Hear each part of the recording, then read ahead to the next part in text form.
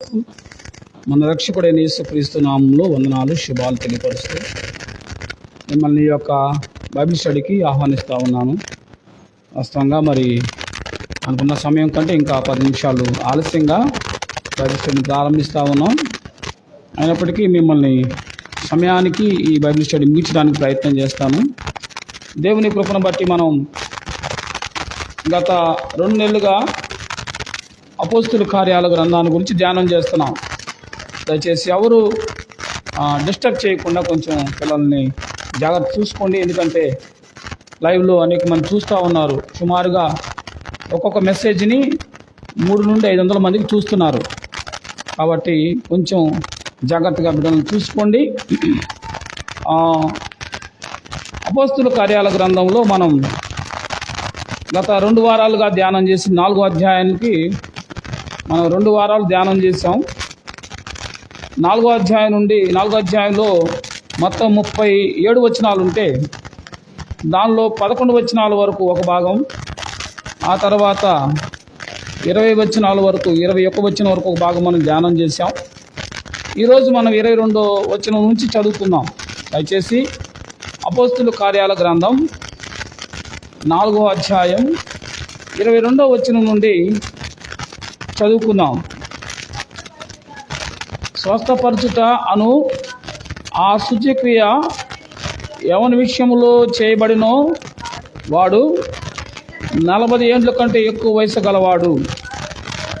వారు విడుదల నుండి తమ సోదరుల వద్దకు వచ్చి ప్రధాన యాజకులను పెద్దలను తమతో చెప్పిన మాటలు అన్నిటినీ వారికి తెలిపిరి. వారు విని ఏక మనసుతో దేవునికిట్లు బిగ్గరగా మొరపెట్టిరి. నాదా, నీవు ఆకాశమును భూమియు సముద్రమును వాటిలో ఉన్న సమస్తమును కలుగజేసిన వాడవు. అన్యజనులు ఎలా అల్లరి చేసిరి, ప్రజలెందుకు వ్యర్థమైన ఆలోచనలు పెట్టుకొనిరి. ప్రభు మీదను ఆయన క్రీస్తు మీదను భూరాజులు లేచిరి, అధికారులను ఏకముగా కూడుకొనిరి అని నీవు పరిశుద్ధాత్మ ద్వారా మా తండ్రియు నీ సేవకుడైన దావీదు నోట పలికించితివి. ఏవి జరగవలనని నీ హస్తమును నీ సంకల్పము ముందు నిర్ణయించును. వాటన్నిటినీ చేయుటకై నీవు అభిషేకించిన నీ పరిశుద్ధ సేవకుడైన యేసునకు విరోధముగా హేరోదును పొంతి పిలాతును అన్యులతోనూ ఇశ్రాయేలు ప్రజలతోనూ ఈ పట్టణంలో నిజముగా కూడుకొనిరి. ప్రభువా, ఈ సమయమునందు వారి బెదిరింపులు చూచి రోగులను స్వస్థపరచుటకు నీ పరిశుద్ధ సేవకుడైన యేసు నామము ద్వారా సూచక్రియలను మహత్కార్యములు చేయుటకు నీ చేయి చాచించగా నీ దాసులు బహు ధైర్యంగా నీ వాక్యమును బోధించుట అనుగ్రహించుము. వారు ప్రార్థన చేయగా వారు కూడి ఉన్న చోట కంపించెను. అప్పుడు వారందరూ పరిశుద్ధాత్మ నిండిన వారై దేవుని వాక్యము ధైర్యముగా బోధించుచుండిరి. ప్రభునందు ప్రియులారా, చదువుబడిన లేఖన భాగం ప్రభు మనతో మాట్లాడులాగున చిన్న ప్రార్థన చేసుకుందాం.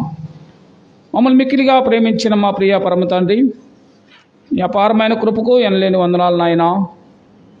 ఈ రాత్రికాల సమయంలో అపోస్తుల కార్యాల గ్రంథం 4వ అధ్యాయంలోని చివరి భాగాన్ని మేము ధ్యానం చేస్తుండగా మనుషుణ్ణి మరుగు చేసి మాకు కావలసిన సంగతులు నీవు మాట్లాడమని, వాటిని మేము విని అర్థం చేసుకొని అన్వయించుకోవడానికి సహాయం చేయమని మా రక్షకుడైన యేసుక్రీస్తు నామములో అడుగుతున్నాను తండ్రి, ఆమేన్.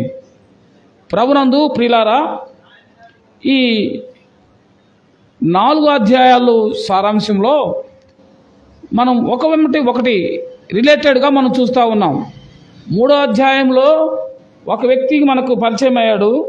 వాళ్ళు పగలు 3 గంటల సమయంలో దేవాలయంకి వెళ్ళినప్పుడు అక్కడ కుంటివాడు ఒక అతను భిక్షాటన చేస్తూ ఉన్నాడు. భిక్షాటన చేస్తున్నప్పుడు పేతురు యోహానులు దేవాలయంకి పగలు 3 గంటల సమయంలో వాళ్ళు వెళ్ళినప్పుడు వారి వైపు వాళ్ళు ఏదైనా సహాయం చేస్తారేమో, ధన సహాయం చేస్తారని ఎదురు చూసినప్పుడు, వెండి బంగారం మా వద్ద లేవు కానీ మాకు కలిగినదే నీకు ఇస్తాము అని నజరేయుడైన యేసుక్రీస్తు నామంలో లేచి నడవమన్నప్పుడు వాడు లేచి ఏం చేశాడండి?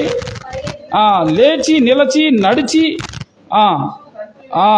గంతులు వేయచ్చు దేవుని స్తుతించుతూ దేవాలయంలోకి వెళ్ళాను. ఒక పాపి మారు మనసు పొందినప్పుడు ఒక పాపి జీవితంలో జరగాల్సింది ఇవి: లెగవడం, నిలబడడం. లెగవడం, పాపంలోంచి లెగవాలి, ప్రభు కొరకు నిలబడాలి, ప్రభు పనిలో నడవాలి కదా. దేవుని పనిలో గంతులు వేసినంత ఆనందం మనం పొందాలి, దేవుని స్తుతించాలి, ఆరాధించాలి.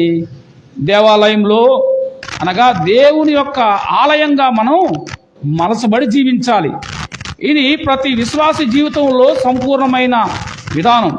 అయితే ఈరోజు మనం ధ్యానం చేస్తున్న ఈ వాక్యాన్ని మనం చూసినట్లయితే 4వ అధ్యాయం 22వ వచనం నుండి 37వ వచనం వరకు చాలా సంగతులు ఇక్కడ ఉన్నాయి, కానీ వాటన్నిటినీ మనం చదవడానికి సమయం లేదు. కానీ కొన్ని విషయాలు మచ్చుకు మేము ముందుంచడానికి ఇష్టపడతా ఉన్నాను. ఇక్కడ 4వ అధ్యాయంలో ప్రాముఖ్యంగా కొన్ని 7 సంగతులు మనం చూసినట్లయితే 23వ వచనంలో వారిని సన్మానించిన విధానం చూస్తాం. ఎవరండి? వారు విడుదల నుండి తమ స్వజనుల యొద్దకు వచ్చి ప్రధాన యాజకులు పెద్దలు తమతో చెప్పిన మాటలు అన్నిటినీ వారికి తెలపగా వాళ్ళు ఏం చేశారట? వారిని సన్మానించారు. అయితే వచనం మనం 23 నుండి 35 వరకు ఉన్న సంగతులు. మొదటిది, వారిని సన్మానించారు. 2, విడిచిపెట్టి వెంటనే వారు వెళ్ళి ఇతర విశ్వాసంతో కలిసి దేవుణ్ణి ఏం చేశారట? వాళ్ళు దేవుని స్తుతించారు. ఏం చేశారండి? మొదటి వారిని సన్మానించారు. వారు ఏం చేశారంటే వెంటనే వెళ్ళి ఇతర విశ్వాసులతో కలుసుకొని వారి గురించి దేవుని స్తుతించారు. దేవుణ్ణి స్తుతించడం అనేది మన జీవితం ఎంతైనా మంచిది. 4వ అధ్యాయం 24వ వచనంలో మనం ప్రాముఖ్యంగా చూస్తే వారు ఏక మనసుతో ప్రార్థన చేశారు. ఎలాగట? ప్రార్థన సంఘంలో ఎలా జరగాలంటే ఏక మనసుతో ప్రార్థన చేయాలి. సంఘం ఇది దేవుని సంఘం, ఆయన స్వరక్తమిచ్చి సంపాదించిన సంఘం. కాబట్టి సంఘానికి శిరస్సు క్రీస్తు, మనందరం కూడా ఆయన యొక్క శరీరంలోని అవయవాలం. కాబట్టి మనకు ప్రభు అయిన దేవుడు తన వాక్కు ద్వారా మనతో మాట్లాడుతూ ఉన్నాడు. వాక్కు ద్వారా మాట్లాడుతూ ఉన్నాడు, సిగ్నల్స్ ఇస్తూ ఉన్నాడు. ఏం చేయాలి, ఏం చేయకూడదు, ఎలా ఉండాలి, ఎలా ఉండకూడదని సంఘములో ప్రభువు మనల్ని గైడ్ చేస్తూ ఉన్నాడు. అయితే సంఘమంతా కలిసి ఏం చేయాలనంటే ఏక మనసు కలిగి ప్రార్థన చేయాలి. ఏక ఆత్మైన దేవుడు మనల్ని నడిపిస్తూ ఉన్నప్పుడు దేవుని మాటకు లోబడి వాక్యానుసారమైన జీవితాన్ని సంఘం కలిసి జీవించాలి. సంఘం అంటే దేవుని యొక్క స్వరక్తమిచ్చి సంపాదించబడింది. కాబట్టి వారందరూ దేవుని శరీరములై ఉన్నారు. దేవుని శరీరము గనక ఇప్పుడు శరీరాలు చాలా ఉంటాయా? ఒకటే ఉంటుందా? ఏమ్మా, ఒక తలకి బాడీ ఒకటే ఉంటుందా? 4-5 ఉంటాయా? ఒకటే ఉంటుంది. కాబట్టి శిరస్సు ఆయన ఉన్నప్పుడు మనందరూ ఆయన శరీరంలో భాగాలం. ఎందరైతే ఆయన నమ్మి మారుమనసు రక్షణ బాప్తిస్మము కలిగి ఉంటారో వారు దేవుని సంఘం, అనగా ప్రభు యొక్క ఆధిపత్యంలో, ప్రభు యొక్క అధికారం కింద మనం పనిచేస్తాం. కాబట్టి మనం ఎలా ఉండాలట? ఐక్యత కలిగి ఉండాలి. ఐక్యత కలిగి ఏక మనసు కలిగి ప్రార్థన చేయాలి. నా ఇష్టం అనంటే కుదరదు ఇక్కడ కదా. నీ ఇష్టం వచ్చినట్టు నువ్వు ఉండకూడదు, నా ఇష్టం వచ్చినట్టు నేను ఉండకూడదు. ఎందుకంటే మనందరం కూడా ప్రభు యొక్క ఆధిపత్యంలో మనం ఉన్నాం. ప్రభు యొక్క వాక్యానుసారమైన బిడ్డలుగా మనం ఉన్నాం. ప్రభు యొక్క శరీరంగా మనం ఉన్నాం కదా. అందుకే ప్రతి ఆదివారం ఆయన ఆరాధించేటప్పుడు ఆయన మరణ పునరుద్ధానాలను జ్ఞాపకం చేసుకుంటూ ఆయన శరీరానికి సాదృశ్యంగా రొట్టెను, ఆయన రక్తానికి సాదృశ్యంగా దశపాత్రను తీసుకొని మనందరం ఒకే పాత్రలో మనందరం ఏం చేస్తాం? కలిసి ఏక మనసుతో అందరం బల్లలో చేవేస్తాం కదండి. రొట్టె ఒకటే, 4-5 రొట్టెలు ఉండవు. రొట్టె ఒకటే ఉండాలి, ఎందుకంటే శరీరం ఒకటే కదా. కాబట్టి ఆయన శరీరం ఒకటైన రొట్టెను, ఆయన శరీరానుసారం రొట్టెను తీసుకున్నప్పుడు మనం ఎలాగైతే కలిసి ఒకే పాత్రలోని తింటున్నామో, ఒకే పాత్రలోని మనం పానీయం చేస్తున్నామో, మనం కూడా ఏం చేయాలా? ఏక మనసు కలిగి ఉండాలి, ఏక మనసు కలిగి ప్రార్థించాలి అని ఈ వాక్యం ద్వారా ప్రభు మాట్లాడుతున్నారు. అంత మాత్రమే కాదు, మనం చూసినట్లయితే ఇక్కడ కొంచెం ముందుకెళ్ళి 24వ వచనంలో నాదా అనే పదాన్ని కూడా మనం చూస్తాం. ఏమని ఉంటుంది ఇక్కడ? నాథ అనే పదం మనకు కనిపించిందా ఏమ్మా? 24వ వచనం చూడండి. ఆ ఏకమనస్సుతో దేవుని కీర్తులు బిగ్గరగా మొరపెట్టింది కదా, వారు విని ఏకమనస్సుతో దేవునికి ఇలా బిగ్గర పెట్టారు. ఏమని? నాథా, నీవు ఆకాశము భూమిని సముద్రంలో వాటిని సమస్తమును. ఇక్కడ నాథా అని అంటే ఈ యొక్క పదాన్ని గ్రీకులో మనం చూస్తే డెస్పోటిస్ అని అంటారు. డెస్పోటిస్ గ్రీకు పదంలో దీని అర్థం నిరంకుశ ప్రభువు, అంటే ఆయన మాత్రమే దేవుడు కదా. ఆజ్ఞలు ఏమంటాడు అమ్మా? ఆయన తప్ప వేరొక దేవుడు పైన ఆకాశం అందే కానీ, కింద భూమి అందే కానీ, సముద్రంలోనే అందే కానీ ఎక్కడ కూడా నేను తప్ప వేరొక దేవుడు ఉండకూడదు. ఆయన ఒక్కడే. కాబట్టి ఇక్కడ ఆ యొక్క నాథా అనే పదానికి గ్రీకులో డెస్పోటిస్ అనే మాట మనం చూస్తాం. ఈ డెస్పోటిస్ అని అంటే నిరంకుశ ప్రభు అని చూస్తాం. దీన్ని లూకాసు వార్తలో 2:29 మనం చూస్తాం. ఒకసారి చూడండి, లూకాసు వార్త 2వ అధ్యాయం వచనం 29 మనం చూస్తే, లూకాసు వార్త 2వ అధ్యాయం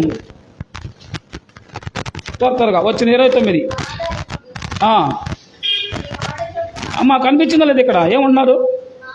నాదా, ఇప్పుడు నీ మాట చొప్పున. అది నాదా అనే మాట మనం అక్కడ కూడా చూస్తాం కదా. మరొకసారి కూడా మీకు ఈ మాట చూపిస్తానండి. ప్రకటన గ్రంథం 6వ అధ్యాయం 10వ వచనం. ప్రకటన గ్రంథం 6వ అధ్యాయం 10వ వచనం. వారు నాదా, నాదా సత్యస్వరూపి పరిశుద్ధుడా,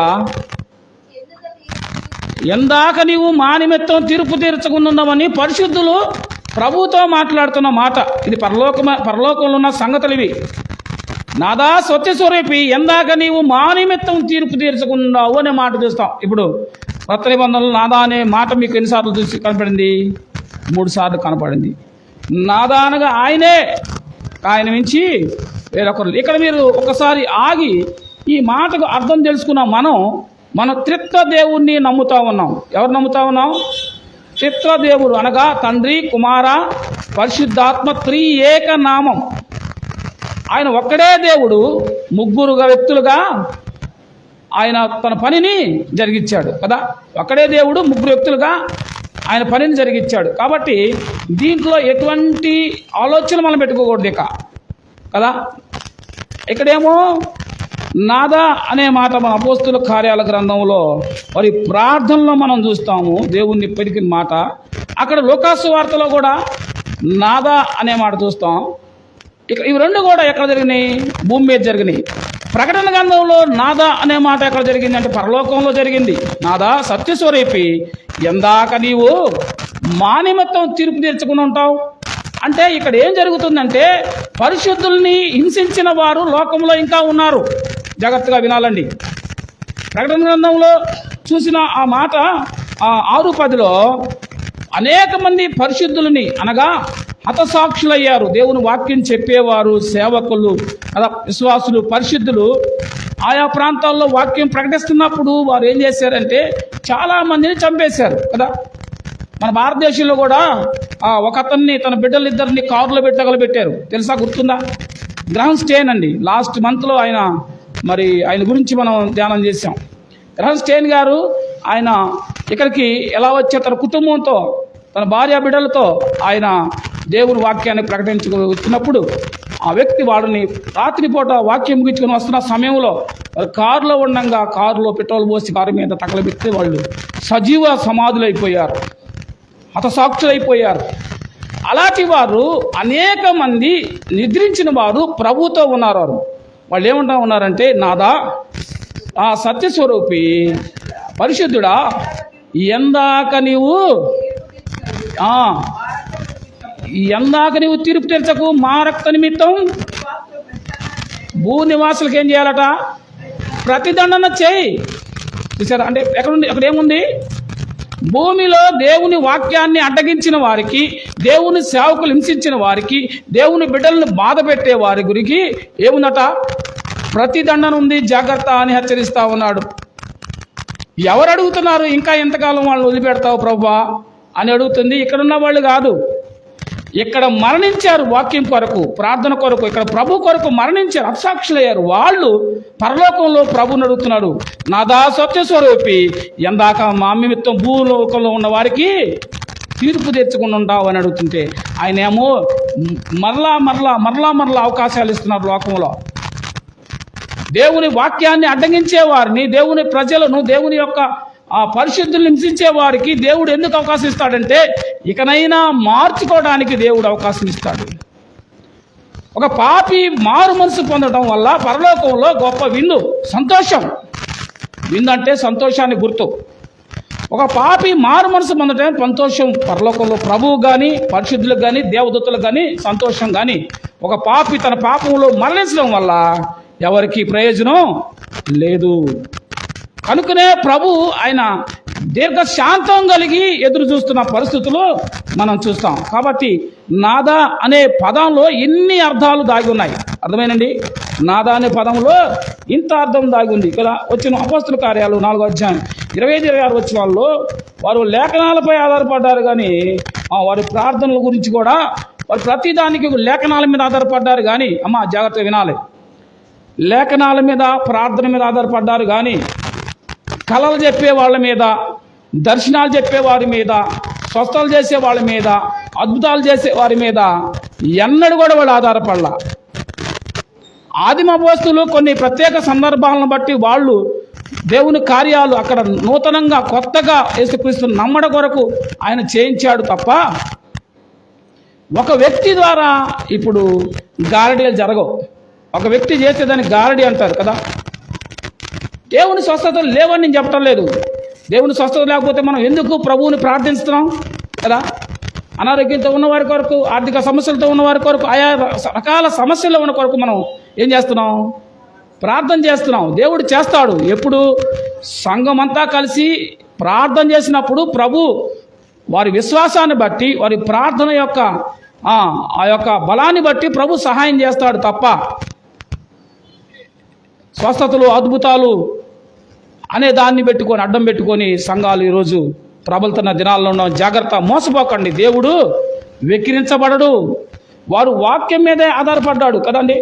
కాబట్టి వారు ప్రార్థనలో కూడా వారు ఈ విషయాన్ని 102వ కీర్తనలో కూడా, కీర్తన గ్రంథం 2వ అధ్యాయంలో కూడా వారు ఆ అధ్యాయాన్ని ఇక్కడ ఉపయోగించారు. 25-26 వచనాల్లో వాళ్ళు ఉపయోగించింది అంటే 2వ కీర్తన ఉపయోగించారు.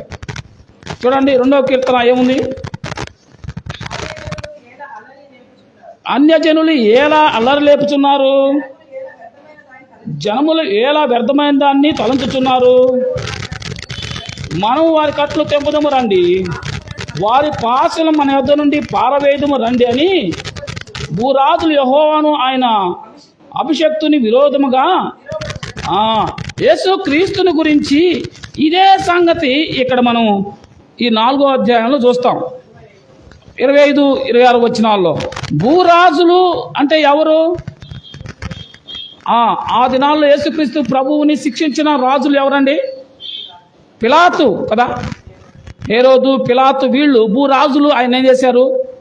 అన్యాయమైన తీర్పు తీర్చారు కదా. అన్యాయమైన తీర్పు తీర్చారు. అయితే వాక్యమైన దేవుడు శరీరధారిగా మనందరి పాపం నిమిత్తం ఆయన బలిగాను యాగంగాను తన్ను తాను అర్పించుకున్నాడంతే. అర్థమైందా? కాబట్టి ఆయన ఇష్టంగానే తన ప్రాణం పెట్టాడు తప్ప ఆయన ఎవరు ఆయన ప్రాణం తీయడానికి ఎవరికి అధికారం లేదు. ఆయనకే ప్రాణం, ఆయన ప్రాణాన్ని అప్పగించడానికి ఆయనకే ఇష్టం. తండ్రికి ఇష్టమైంది కదా. యెషయా గ్రంథంలో 53 తండ్రికి ఇష్టమైంది కుమారుణ్ణి అప్పజెప్పడం కొరకు కదా. కాబట్టి ఇక్కడ వారు దేని మీద ఆధారపడ్డారో చూస్తూ ఉన్నాం. వారు లేఖనాల మీద ఆధారపడ్డారు. వారు ఎలా ప్రార్థన మీద ఆధారపడ్డారు. వారు నిర్దిష్టమైన వాటి కోసం ప్రార్థన చేశారు. వాడు ప్రార్థన ఎలా ఉందంటే ఎలా పడితే అలా చేయాల, నిర్దిష్టమైన దాని మీద వాళ్ళు ప్రార్థన చేశారు. జాగ్రత్తగా మీరు అర్థం చేసుకోవాలి. ఎందుకు ఈ మాటలు జ్ఞాపకం చేస్తూ ఉన్నానంటే ప్రార్థన చేయడానికి అనేక మంది మన గృహాల దగ్గరికి వస్తున్నారు. వచ్చినప్పుడు ఈ వ్యక్తి అబద్ధ బోధకుడా, సరి అయిన విధానం కలిగిన వాడా? మీరు గమనించాలంటే మొదటగా మీకు ఏం తెలిసి ఉండాలా? లేఖనాలు తెలిసి ఉండాలా. ప్రార్థన చేస్తున్నప్పుడు ప్రార్థనే చేయాలా. మధ్యలో కేకలు అల్లర్లు ఉండకూడదు. మన ప్రభువు అల్లరికి కర్తకాడు. అదేందో అది నా చెవిలోనే పడతా ఉంది. ప్రార్థన చేస్తుంటే వింటా ఉన్నాను. గద్దిద్దాము, ఖండిద్దాము, చెప్దామంటే ఎవరన్నా ఇంటికి పిలిపించుకొని ప్రార్థన చేయించుకున్నారు. అక్కడ కేకలు, వెర్రి కేకలు వేస్తున్నాడు అతను. చెబితే వాళ్ళు ఎక్కడ ఫీల్ అవుతారని చెప్పలేకపోతా ఉన్నాను. కాబట్టి అతను చెప్పడం కంటే కూడా ప్రథమంగా వాక్యం ద్వారా ప్రభుని బయలుపరిస్తే, వాక్యాన్ని ప్రకటిస్తే మీరు మార్చుకుంటారనేది నా ఉద్దేశం. అమ్మ, అక్కడ స్వస్థతలు జరుగుతాయి, ఇక్కడ అద్భుతాలు జరుగుతాయి, అక్కడ వారాలు తిరిగితే పని అవుతుంది, అక్కడ మోకాలు నడితే పని అయిద్ది, అక్కడికి వెళ్ళి సమాధి దగ్గర మట్ట తెచ్చుకొని తింటే పని అయిద్ది అని ఎక్కడ పడితే అక్కడ తిరక్కండి అమ్మ.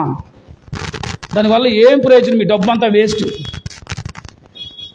నీకు దేవుడు కార్యం జరగాలనుకున్నప్పుడు రహస్యమందున్న నీ దేవుని దగ్గరకు, నీ దేవుణ్ణి ప్రార్థించడానికి నీ గదిలోకి వెళ్ళు. ఎక్కడికి వెళ్ళాల్సిన అవసరంలా. నీ గదిలోకి వెళ్ళి నీవు తలుపేసుకొని రహస్యమందున్న నీ తండ్రికి ప్రార్థన చేయి. నీ ప్రార్థనకు ప్రభు జవాబిస్తాడు. లేదు, సంఘంలోకి రా. సంఘం అందరూ కలిసి ప్రార్థన చేసినప్పుడు సంఘంతో కలిసి నీ ప్రార్థన విన్నపాన్ని ఇచ్చి సంఘం అంతా కలిసి అత్యాసక్తితో ప్రార్థన చేస్తే దేవుడు కార్యం చేస్తాడు. అంతేగాని మనుషుల మీద ఆధారపడడం మంచిది కాదు. మరి ముఖ్యంగా మోసగాళ్ళ జోలికి వెళ్ళకండి. లోకంలో భయంకరమైన భిన్న బోధలు నడుస్తున్న దినాల్లో మనం ఉన్నాం. జాగ్రత్త అని ప్రభువు హెచ్చరిస్తూ ఉన్నాడు. కాబట్టి ఇక్కడ మనం 2వ కీర్తనలో ఈ సంగతి చూసాం కదా. వారు నిర్దిష్టమైన దాన్ని వాళ్ళు అడిగినట్టుగా 29-30 వచనాలు చూసాం. ఆ తర్వాత 24వ అధ్యాయం 30వ వచనంలో ఈ మాట మనం చూస్తాం. 4వ అధ్యాయం 30వ వచనంలో చూడండి. రోగులు స్వస్థపరచుటకును నీ పరిశుద్ధ సేవకుడైన యేసు నామమున ద్వారా సూచక్రియలు మహత్కార్యములు చేయుటకును నీ చేయి చాచి ఉండగా నీ దాసులు బహుధైర్యంగా నీ వాక్యమును ఏం చేస్తూ ఉన్నారు? బోధించినట్లుగా అనుగ్రహించుము. వారు ప్రార్థన చేయగానే వారు కూడి ఉన్న చోటు ఏం జరుగుతుంది? ఇక్కడ స్వస్థత చేస్తుంది ఎవరు? స్వస్థత చేస్తుంది 30వ వచనంలో యేసు ప్రభు వారు మాత్రమే స్వస్థపరచు యెహోవాను నేనే. ఆయన పని అది. మన పని ఏంది? సేవకుల పని, పెద్దల పని, విశ్వాసుల పని, పరిచారకుల పని, పరిశుద్ధుల పని ఏంటంట? వాళ్ళు 2 పనులు చేశారు చూడండి. వారు ధైర్యంగా నీ వాక్యమును బోధించుట అనుగ్రహించమని. వాక్యాన్ని బోధించడం ద్వారా, వాక్యం వెల్లడవడం ద్వారా పాపి హృదయం బద్దలైపోయింది కదా. 2వది, వారు ప్రార్థన చేయగానే వారు కూడి ఉన్న స్థలం చోటు ఏమైపోయింది? కంపించిన పరిస్థితులు మనం చూస్తూ ఉన్నాం. కాబట్టి విశ్వాసి నువ్వు నమ్ముకోవాల్సింది దేవుని వాక్యాన్ని, ప్రార్థనని. ఈ రెండింటిని నమ్ముకో. ప్రార్థన కూడా ఎలా పడితే అలా, ఎవరి ద్వారా పడితే వాళ్ళ దగ్గరికి వెళ్ళకండి. అందుకే మందిరంలో పెద్ద పెద్ద తాటికాయ అక్షరాలు అక్కడ రాయించారు. ఇర్మియా గ్రంథం 23వ అధ్యాయం 25వ వచనంలో కలగంటిని అని నా నామమును అబద్ధను ప్రకటిస్తారని చెప్పేసే మాట ఇక్కడ జరుగుతూ ఉన్నాయి. వాళ్ళు వచ్చి కలగంటున్నాం, మీ పిల్లలకి పెళ్లిళ్ళు చేయడానికి ఈ దిక్కు నుంచి సంబంధాలు వస్తున్నాయి, మీ పిల్లలకు ఉద్యోగాలు ఈ పక్క నుంచి వస్తున్నాయి, మీ ఇంటికి సహాయం ఆ పక్క నుంచి వస్తుంది అని అబద్ధాలు ప్రకటిస్తున్న వారు మన ఇళ్లలో తిరుగుతున్నారు. జాగ్రత్త. అబద్ధాలు ప్రకటిస్తున్న వారు ఉన్న పరిస్థితుల్లో మనం ఉన్నాము. ఆ అబద్ధ బోధకుల్ని, బోధకురాలుని ఖండించడానికి నీవు నేర్చుకోవాల్సింది దేవుని వాక్యం. అందుకే ఈ బైబిల్ స్టడీ. అలాంటి దుర్బోధకుల నుంచి నిన్ను నువ్వు కాపాడుకోవాలంటే మొదటగా నీకేం తెలిసి ఉండాలా? వాక్యం తెలిసి ఉండాలా. కాబట్టి అలాంటి వారిని ఎట్టి పరిస్థితుల్లో నమ్మకండి. నమ్మితే వాళ్ళు నిన్ను అమ్ముకుంటారు కదా. వాళ్ళు నిన్ను అమ్ముకుంటారు. జాగ్రత్త అని హెచ్చరిస్తా ఉన్నాడు కదా.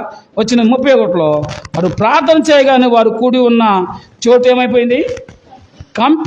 కంపించిపోయినప్పుడు వారందరూ పరిశుద్ధాత్మ నిండిన వారై దేవుని వాక్యం ధైర్యంగా దేవుని వాక్యాన్ని చదవడానికి, వాక్యాన్ని బోధించడానికి, వాక్యాన్ని ధ్యానించడానికి నీకు ధైర్యం కలిగి ఉండాలా. భయపడాల్సిన అవసరం లేదు. ఎవరికి భయపడాల్సిన అవసరం లేదు. విశ్వాసి నీవెందుకు భయపడాలా? లోకస్తులు భయపడాలా కదా.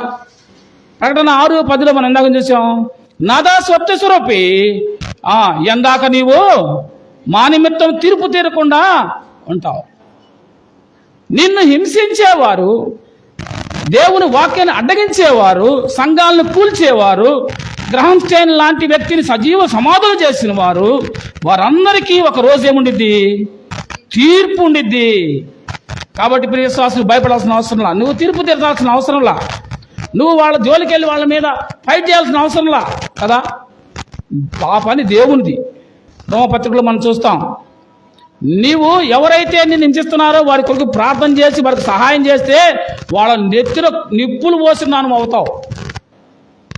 కాబట్టి ఆ పని మంది కాదు, ఆ పని వాళ్ళు చేయలేక వాళ్ళు అడుగుతుంది పరలోకంలో. వారు అది ప్రభు పని, ప్రభువుకు అప్పగిద్దాం. మనం చేస్తుంది ప్రభు పని, వారు అడ్డగిస్తుంది కూడా ప్రభు వాక్యాన్ని, ప్రభు సేవని. కాబట్టి ప్రభువుకు అప్పగిద్దాం, ప్రభు చూసుకుంటాడు. మన పని మనం చేసుకుని పోతూ ఉంటామే. కాబట్టి ఒడిదుడుకులు, సమస్యలు, ఇబ్బందులు సంఘంలో, కుటుంబంలో, సహజంగా విశ్వాస జీవితంలో వస్తాయి. అది ఎలా వస్తాయి అలాగే పోతాయి. నీవు భరించగలిగినంత శ్రమే దేవుడిని అనుమతిస్తాడు తప్ప నువ్వు మోయలేని భారాన్ని మోపే దేవుడు కాదు ఆయన కదా. నువ్వు భరించగలిగినంత శ్రమే నీకు ఉంటుంది తప్ప నువ్వు మోయలేని భారాన్ని ఆయన నీ మీద మోపడు. కాబట్టి వారి ప్రార్థన ఎలా ఉన్నంత నిర్దిష్టమైనది, వారు దేవునికి మహిమకరంగా వారు ప్రార్థన చేశారు. 3 విషయాలు చెప్పి నేను నా మాటలు ముగిస్తానండి. వారి ప్రార్థనలో వాళ్ళు కూడి ప్రార్థన చేసినప్పుడు వచ్చిన ఫలితాలు ఏంది అని మనం చూస్తే, వచ్చిన 31 చూద్దాం. 31లో ఏముంది అమ్మ? ఏమైంది? ఈ స్తుతి ప్రార్థన కూడిక ఫలితాలు మనం చూస్తే మొట్టమొదట వచ్చిన 31లో ఆ భూమి అంతా కూడా ఏమైంది? ఆ భవనం అంతా కూడా వాడు కూడి ఉన్న భవనం కంపించిన పరిస్థితి. ప్రార్థనకి ఆ శక్తి ఉంది కదా. భక్తులు చెరసాల్లో వేయబడినప్పుడు సంఘం ఏం చేస్తూ ఉంది? ఎవరు? పేతురుని తీసుకెళ్ళి చెరసాల్లో వేశారు. అప్పుడే అంతకు ముందే స్టెఫన్ చంపేశారు. కాబట్టి పేతురుని కూడా చంపాలని తీసుకెళ్ళి చెరసాల్లో వేశారమ్మ. ఇక పేతురుని దాదాపుగా 100% చంపేస్తారని అందరూ ఎదురు చూస్తూ ఉన్నారు. అలాంటి పరిస్థితుల్లో సంఘం ఏం చేసిందంటే, సంఘం అంతా ఒక గదిలో కూడుకొని ఒక హాల్లో కూర్చొని అత్యాసక్తితో ప్రార్థన చేస్తూ ఉంది. ఒక చిన్నపిల్ల అక్కడే ఉండి చూస్తూ ఉంది. అంతా వాళ్ళు ప్రార్థన చేస్తుంటే వాళ్ళతో కలిసి చూస్తూ ఉంది. పేతురు వచ్చి ఆ తలుపు కొడతా ఉన్నాడు. వీళ్ళు ప్రార్థన చేశారు. ఇలా ప్రార్థనకి ఏమైపోయింది అమ్మా? ప్రతి ఫలము జరిగిపోయింది. అక్కడ చెరసాలలో ఉన్న ఆ చెరసాలు ఏమైపోయినాయి? చెరసాల గోడలు బద్దలైపోయినాయి. పేతురుని దేవదూత తీసుకొచ్చి గవిని వెలుపుడు దాకా వదిలిపెట్టేశారు. దేవదూతే పేతురుని చెరసాల నుంచి బయట తీసుకొచ్చి ఆ తలుపులు వేసుకుని తీసుకొచ్చి బయట విడిచిపెట్టారు. పేతురు నేరుగా ఎక్కడికి వచ్చాడు?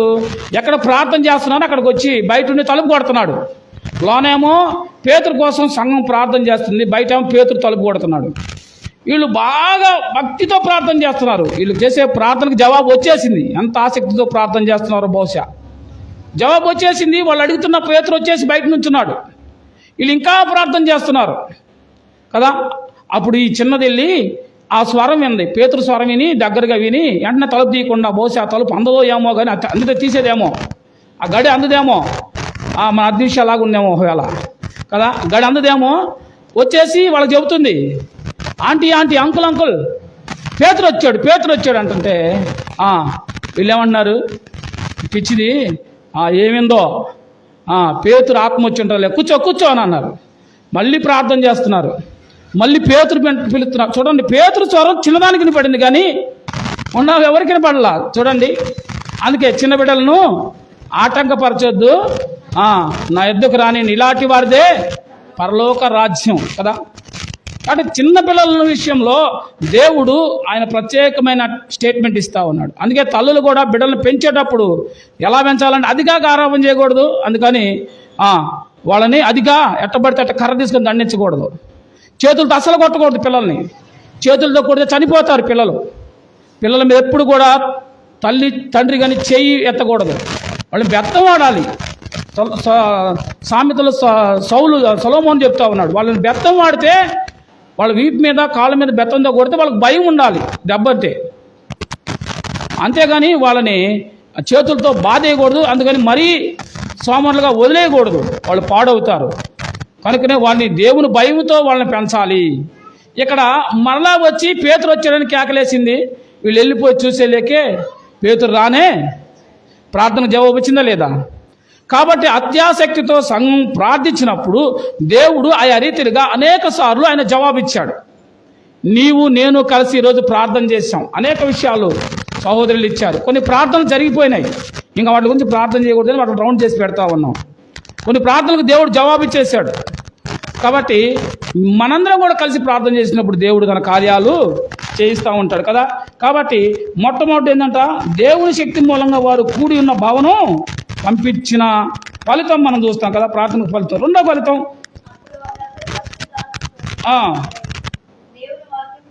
చాలు, ఏమైంది? రెండోది ఏంది? వాళ్ళందరూ దేవుని ఆత్మతో నిండిన వారుగా ఉన్నారు. రెండో ఒక అద్భుత కార్యం జరిగిందట. ఫలితం ఏమొచ్చింది? వారు దేవుని ఆత్మతో ప్రార్థన ద్వారా జరిగే ఫలితం అండి.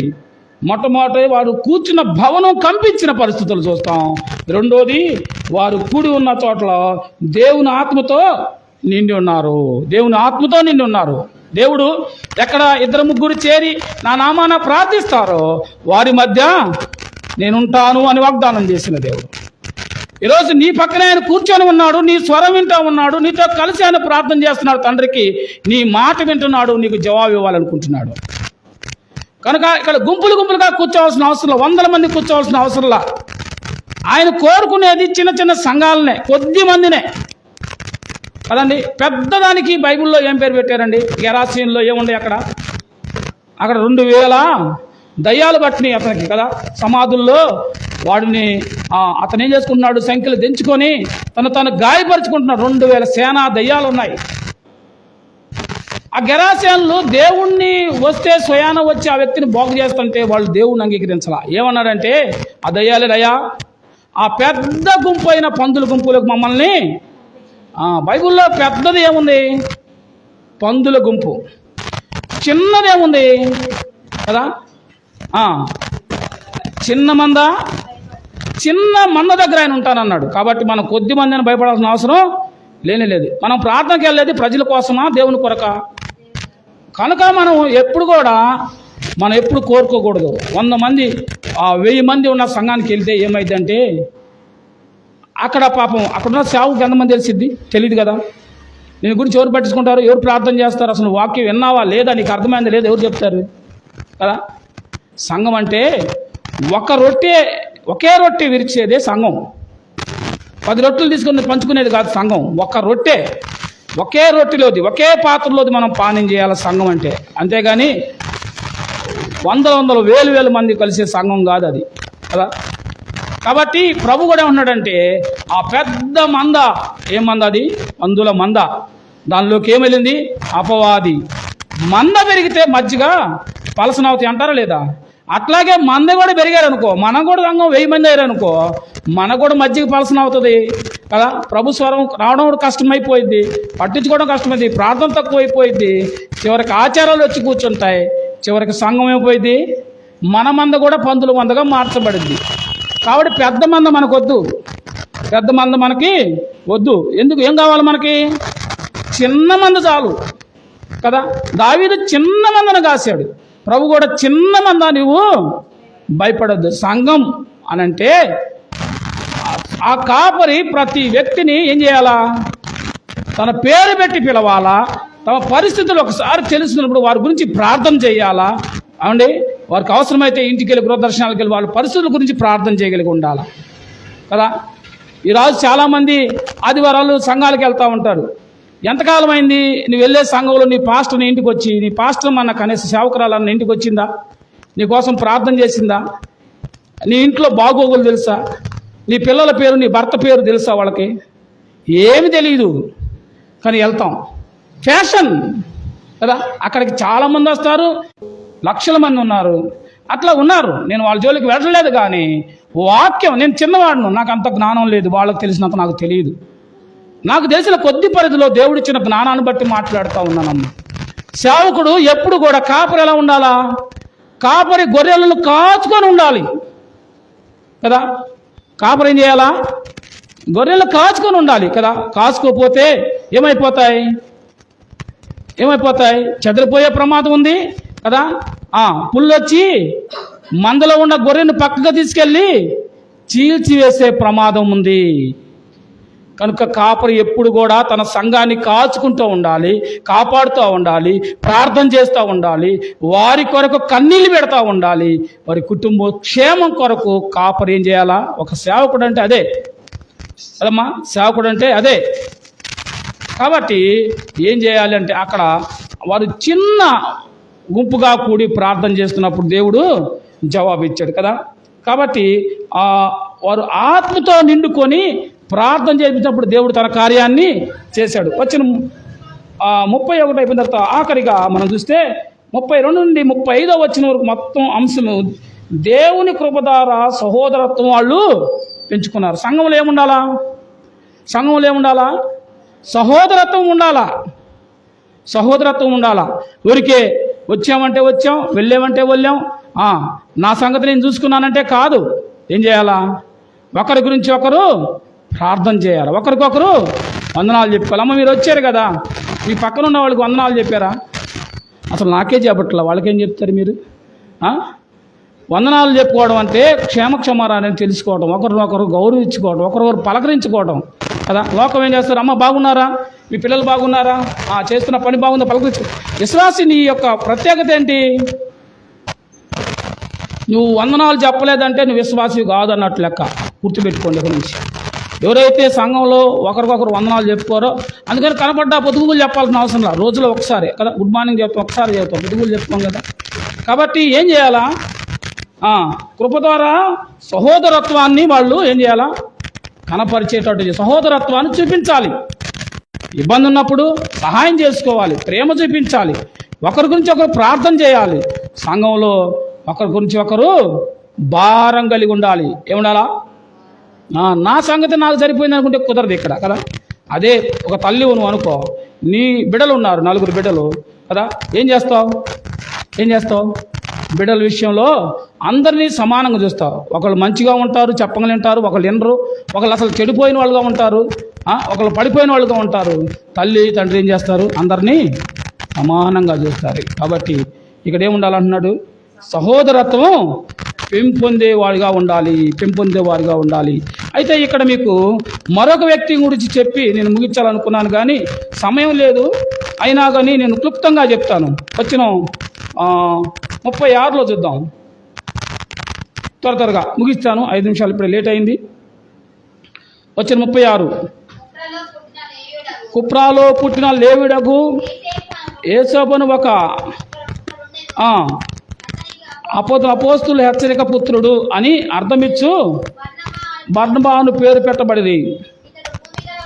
ఇతడు భూమి గలవాడై దాన్ని నమ్మి దాన్ని వెల తెచ్చి అపోస్తుల పాదం వద్ద పెట్టిన. చాలండి.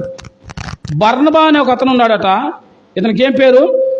ఇతని పేరు ఏనట? హెచ్చరిక పుత్రుడు. బర్నబా అని అంటే ఇంగ్లీష్లో బర్నబాస్ అని అంటారు. ఇంగ్లీష్లో బర్నబాస్ అంటారు. బర్నబా అంటే హెచ్చరిక పుత్రుడు అని ఉంది. ఈ బర్నబా భూమి గలవాడు, అంటే ఆస్తి గలవాడు. ఏం చేశాడు అని అంటే ఇక్కడ సమిష్టిగా వాళ్ళు కలిసిపోయారు కదా. చివరి మాట మనం ఏం చూసాం ఇందాక, వాళ్ళు ఏముండాలా? సహోదరత్వం ఉండాలా. కాబట్టి వాళ్ళు సహోదరత్వం కనిపించడానికి ఏం చేశారంటే అతను దగ్గర ఉన్న వెలగలిగిన భూమిని అమ్మి తీసుకొచ్చి అపోస్తులు పాదాలు వద్ద పెట్టారంటే సంఘానికి అప్పగిచ్చారు. ఆరంభ సంఘానికి తన ధనాన్నంతా అప్పగిచ్చేశాడు. ఈ వ్యక్తి యొక్క గుణలక్షణాలు మీకు ఒక 2 మాటలు చెప్పి నేను ముగిస్తాను. ఇతని గురించి 4 పత్రికల్లో రాయబడింది. అమ్మా జాగ్రత్తగా 4 పత్రికల్లో రాయబడింది. ఒకటి అపోస్తుల కార్యాల్లో రాయబడింది, 20 సార్లు రాశారు. అపోస్తుల కార్యాల్లో ఈ బర్నబా గురించి 20 సార్లు రాశారు. అంటే వచనాలన్నీ చెప్పగలను, కానీ మీరు సమయం లేదు కనుక నేను ఎన్నిసార్లు రాశారో చెప్తున్నా. 20 సార్లు 4వ అధ్యాయంలో 3 సార్లు అండి, 11వ అధ్యాయంలో 2 సార్లు, 12వ అధ్యాయంలో 1 సారి, 13వ అధ్యాయంలో మనం చూసినట్లయితే 1, 2, 3, 4, 5, 6 సార్లు ఉంది. 14వ అధ్యాయంలో కూడా ఉంది, 15వ అధ్యాయంలో. ఇట్లా బర్నబా గురించి అపోస్తుల కార్యాల్లో 20 సార్లు రాసిబడిందమ్మా. తర్వాత కొరింథీయులకు రాసిన మొదటి పత్రికలో 1 సారి 9వ అధ్యాయం 6వ వచనంలో రాయబడింది.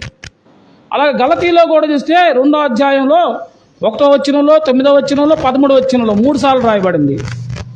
కొలస్సీలో 1 సారి రాయబడింది, 4:1. కాబట్టి ఇతడు ఎవరు అని చూస్తే ఇతని గురించి విషయాలు వచ్చే వారంలో మనం ధ్యానం చేద్దాం. ఎందుకంటే ఆ తర్వాత మనం 5వ అధ్యాయంలోకి వెళ్ళబోతున్నాం. 5వ అధ్యాయానికి 4వ అధ్యాయానికి ఇతను వారధిగా ఉన్నాడు. గుర్తుపెట్టుకోండి, మొత్తం 26 సార్లు ఈ బర్నబా గురించి బైబిల్ గ్రంథంలో రాయబడింది. ఈ బర్నబా ఎవరు, ఈ బర్నబా ఏం చేశాడు, ఈ బర్నబా తర్వాత ఎక్కడున్నాడు, ఏం చేస్తున్నాడు అనేది మనం వచ్చే వారం ధ్యానం చేద్దాం. కాబట్టి ఈ సంగతులు, ప్రభు మనకిచ్చిన ఈ సంగతులు మనం ఏం చేయాలండి, మనం జాగ్రత్తగా నెమరు వేసుకోవాలి.